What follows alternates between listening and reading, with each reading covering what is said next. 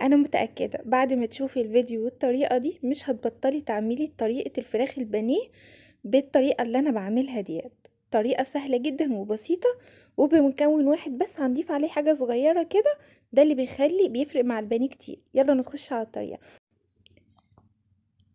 معانا معلقة كبيرة من البهارات، السبع بهارات، ومعانا معلقة كبيرة من الفلفل الاسود، ومعلقة كبيرة من الملح، وهنا فصين توم وبصلاية كبيرة، ونص ليمونة طبعا عشان الليمون كبير، بس لو الليمون صغير يبقى ليمونة واحدة. ومعانا علبة زبادي، ومعانا طبعا ده صدر فرخة واحد بس. هنا بقى هنضيف علبة الزبادي مع الفلفل مع البهارات مع الملح، وهنا هنقطع الثوم.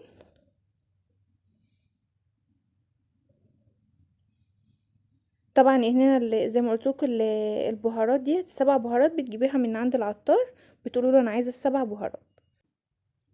هنا مسكت قطعت البصل حلقان كده زي ما قطعت الثوم. دي بقى التتبيله اللي هنتبل بيها الفراخ البانيه. شايفين قد ايه سهله جدا. وهنا انا استخدمت صدر فرخه واحد بس. هنا هنعصر نص الليمونه، وبعد كده هاخد القشر بتاعها اقطعه برضو قطع صغيره.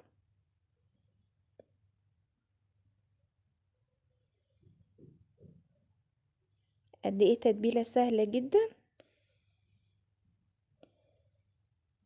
مش هتاخد وقت معاكي. انا فكيت الحلقان بتاعه البصل كده عشان اعرف ان انا اقلبها وكله ياكل كده من بعضه.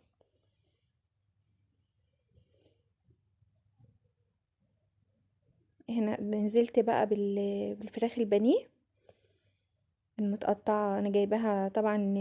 الراجل بتاع الفراخ بياخد الصدور كده على جنب. طبعا لما بيجيب فراخ بياخد الصدور على جنب، ويعمل كل صدر كده لوحده، ويروح حاطه في طبق فلين كده لوحده. فهنا خلاص كده تبلتها كلها زي ما انتوا شايفين.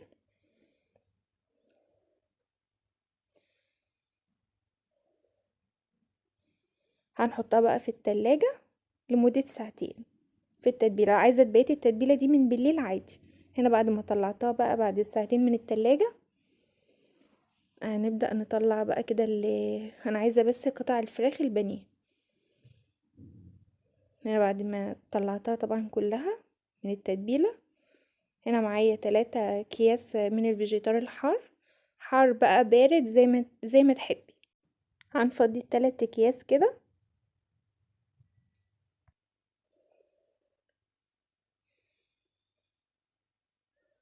ده بقى المكون اللي انا قلتلكوا عليه، اللي هو المكون البسيط الواحد بس.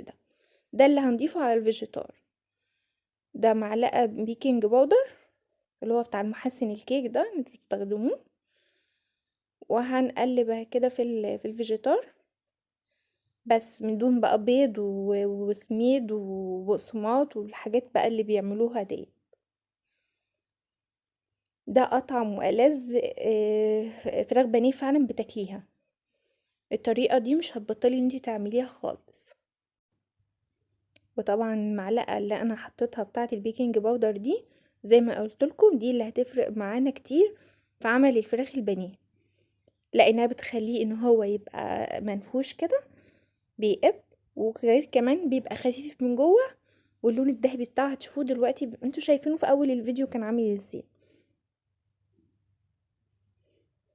هنا بقى خلصنا الكمية كلها. معانا طاسة بقى على النار، هنحط فيها زيت، وعلى نار هادية بقى. طبعا الموبايل فصل الكاميرا، وانا مفكرة ان هو بيصور وانا كنت بحط في الزيت، فعادي يعني. لان هنا اول الزيت ما سخن نزلت على طول بالفراخ البانيه وهديت لها النار. هنا اول ما خدت اللون الذهبي هبدأ ان انا اصفيها من الزيت. شايفين كده الفراخ البانيه كده خلص، مش عايزة اي حاجة ولا تعقيدات من الوصفات اللي انتوا بتشوفوها، بيض ومش عارفة ايه ولبن هي علبة زبادي كفاية على البصلة، على الثوم، على شوية الفلفل، على شوية البهارات، على شوية كل حاجات من قلب البيت. هي بس علبة الزبادي اللي هتجيبيها.